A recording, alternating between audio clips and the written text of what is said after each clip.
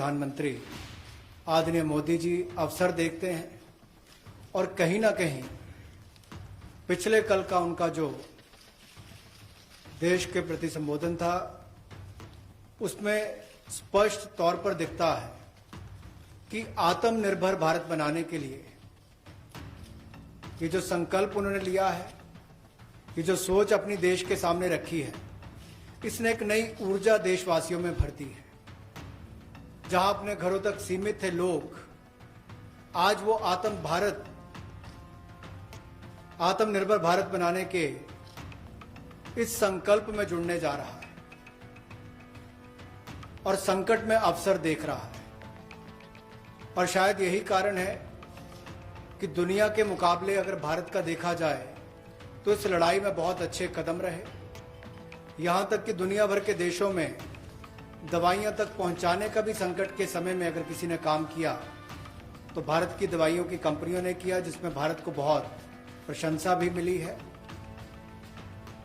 यही नहीं, सबसे पहले कोविड-19 को चलते मोदी सरकार ने जो पहला कदम उठाया वो प्रधानमंत्री गरीब कल्याण योजना के रूप में लेकर आए कि देश के गरीब को भूखा ना रहना पड़े, उसको कोई दुख तकलीफ ना हो। और 1,70,000 करोड़ का ये पैकेज माननीय वित्त मंत्री जी ने आप सबके सामने रखा था। और यही नहीं, कंप्लायंस की कोई दिक्कत ना हो कि आपको कानूनी तौर पर वैधानिक रूप से कोई जो नियमों का पालन कर रहा है उसमें आप रह ना जाएं, तो उसकी भी छूट 3 महीने का मॉरेटोरियम पीरियड आपको दिया गया। फिर आरबीआई के माध्यम से भी घोषणाएं हुई जिसमें लिक्विडिटी का फायदा आप सबको मिला, देश के करोड़ों लोगों को। तो मेरा मानना यह है कि रिफॉर्म्स की जब माननीय प्रधानमंत्री जी बात करते हैं कि आत्मनिर्भर भारत हमने बनाना है, तो उसके 5 स्तंभ की उन्होंने बात की है, 5 पिलर्स की बात की है, जिसके विस्तार में उल्लेख माननीय वित्त मंत्री जी ने किया है। मैं एक बात इसमें और कहना चाहता हूं कि ये जो हम इकोनॉमी की बात करते हैं, अर्थव्यवस्था की बात करते हैं, पहला स्तंभ आधारभूत ढांचा हमारा ऐसा हो जो आधुनिक हो। और यही नहीं, हमारे सिस्टम जो है वो 21वीं शताब्दी में हमें विश्व गुरु बना सकें, उस लायक हम बनाएं। वाइब्रेंट डेमोग्राफी की हम बात करते हैं, युवा शक्ति को हम राष्ट्र शक्ति और राष्ट्र निर्माण के रूप में लगाएं और उनका लाभ उठाएं।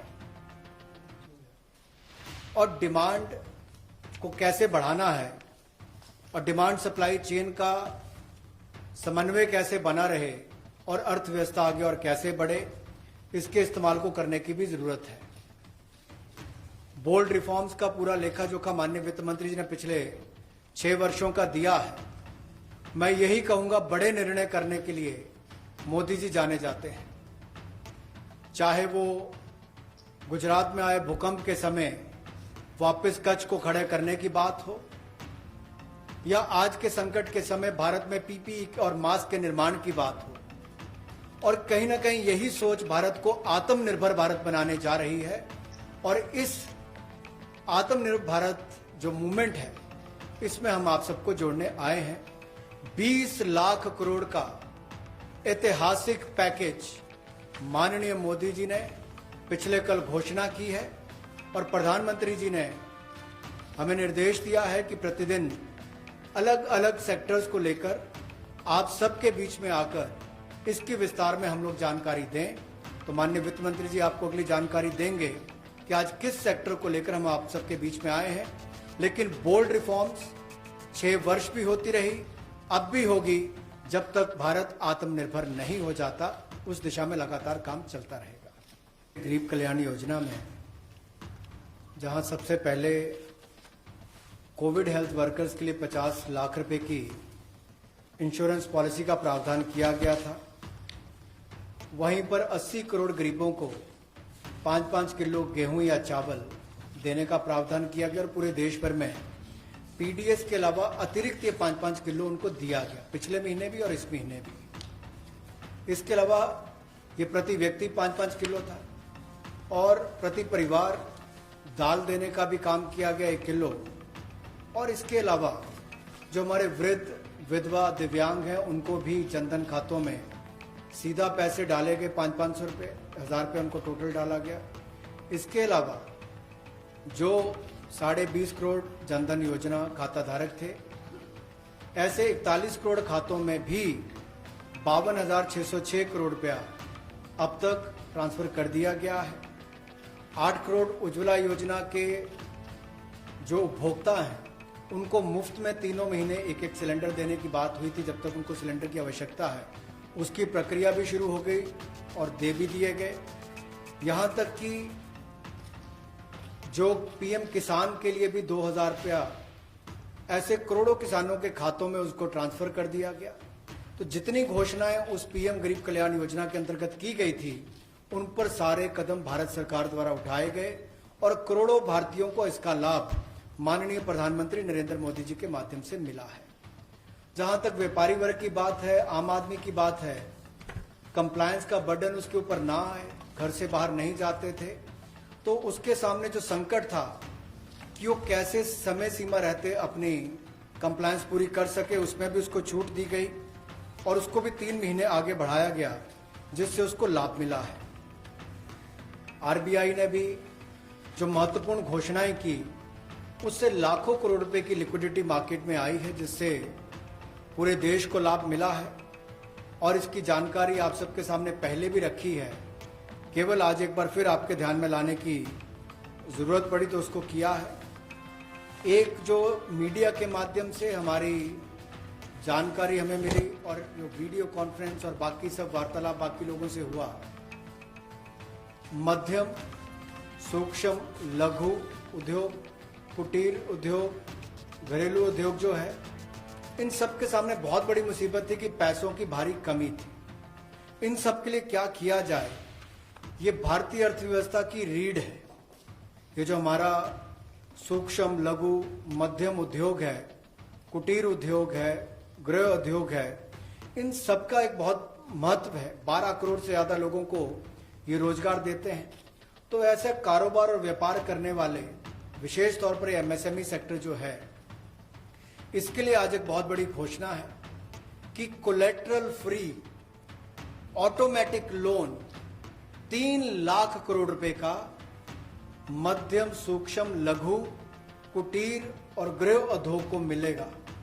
इसमें किसी को अपनी ओर से कोई गारंटी, कोई कोलेटरल देने की आवश्यकता नहीं है और इसका समय सीमा भी 4 वर्ष की होगी और पहले 12 महीने यानी कि पहला 1 वर्ष उनको प्रिंसिपल रीपेमेंट नहीं करना पड़ेगा, इनके मूलधन का चुकाना नहीं पड़ेगा, मूलधन को नहीं चुकाना पड़ेगा और 12 महीने की इस पे छूट रहेगी और 4 वर्ष के लिए उनको ऋण दिया जाएगा। तो 3 लाख करोड़ रुपए का ये ऋण, ये हमने बगैर किसी गारंटी, बगैर किसी कोलेटरल के भारत के मध्यम सूक्ष्म लघु उद्योग, कुटीर और गृह उद्योग के लिए मोदी सरकार ने करके दिया है। जो मध्यम लघु सूक्ष्म उद्योग अच्छा कर रहे हैं, विस्तार करना चाहते हैं, आगे बढ़ना चाहते हैं, लेकिन उनके आकार को बढ़ाने की, क्षमता को बढ़ाने की सुविधाएं नहीं मिल पाती थी, तो उसके लिए फंड्स ऑफ फंड्स का प्रावधान किया गया है और इस फंड्स ऑफ फंड्स के माध्यम से 50,000 करोड़ की इक्विटी इन्फ्यूजन होगी। ये हम करने जा रहे हैं। इससे इन सभी अच्छा काम करने वाले मध्यम लघु सूक्ष्म उद्योगों को अपना आकार और क्षमता बढ़ाने का अवसर मिलेगा। में कम दहलीज होने के कारण ये लगातार संकट रहता था कि अगर हम इससे बाहर जाएंगे तो हमें जो हमारे बेनिफिट्स मिलते हैं, लाभ मिलते हैं, उससे हाथ धोना पड़ेगा। और यही कारण था कि हमारे कुटीर सूक्ष्म लघु उद्योग कभी बड़ा बनने का सपना नहीं देखते थे और सपना देखते भी थे तो ये जो सीमा इसके लिए रखी गई थी, कम दहलीज थी, इसके कारण ये बड़े नहीं हो पाते थे और कहीं ना कहीं जो आज कंपटीशन है उसमें फिर ये बहुत पीछे रह जाते थे। वर्षों लंबित मांग है, वर्षों से मैं सुनता आ रहा हूं, 4थी बार एमपी बन गया, कब से शुरू हो रही, आज तक वही मांग है। मैं धन्यवादी हूं प्रधानमंत्री मोदी जी ने इस पर ये कदम उठाने के लिए कहा है और जो पहले क्राइटेरिया था कि मैन्युफैक्चरिंग यूनिट जो है वो 25 लाख से कम इन्वेस्टमेंट की होगी तो माइक्रो में आएगा, और सर्विस एंटरप्राइजेज जो थी वो 10 लाख तक की अगर उसने इन्वेस्टमेंट की होगी तो माइक्रो में आएगा। अब इसमें एक बदलाव किया गया है कि निवेश की लिमिट को तो बढ़ाया ही गया है, साथ में कारोबार को भी जोड़ा गया कि आपने व्यवसाय या कारोबार कितना उस वर्ष में किया है। तो इसको इन्वेस्टमेंट को बढ़ाकर माइक्रो के लिए 25 लाख से बढ़ाकर 1 करोड़ तक की जो इन्वेस्टमेंट करेगा वो माइक्रो यूनिट कहलाएगा। और ये मैन्युफैक्चरिंग और सर्विसेज दोनों के लिए एक ही क्राइटेरिया रहेगा, तो सर्विस सेक्टर को भी माइक्रो में आने का लाभ मिला है। तो 1 करोड़ से कम निवेश करने वाले को माइक्रो इंडस्ट्री में जो 5 करोड़ तक का व्यापार कारोबार करेगा उसको माइक्रो कहा जाएगा। स्मॉल वाले के लिए 10 करोड़ तक का निवेश और 50 करोड़ तक का कारोबार करने का प्रावधान, और मीडियम जो है उसमें 20 करोड़ तक का निवेश और 100 करोड़ तक की टर्नओवर। तो आप कल्पना कीजिए कि कल तक जो शायद मीडियम वाले के लिए आता था वो आज आपके स्मॉल वाले के लिए भी उससे बेहतर ऑप्शंस आकर खड़ी हो गई। तो इससे हमारे कुटीर, सूक्ष्म, लघु, मध्यम उद्योग को बहुत बल मिलने वाला है। एक और बैंकों का हाथ पकड़ना, पैसा देना, दूसरी तरफ से डेफिनेशन चेंज करके उनके आकार और क्षमता को बढ़ाने का अवसर देना, ये अपने आप में क्रांतिकारी कदम इस दिशा में लिया गया।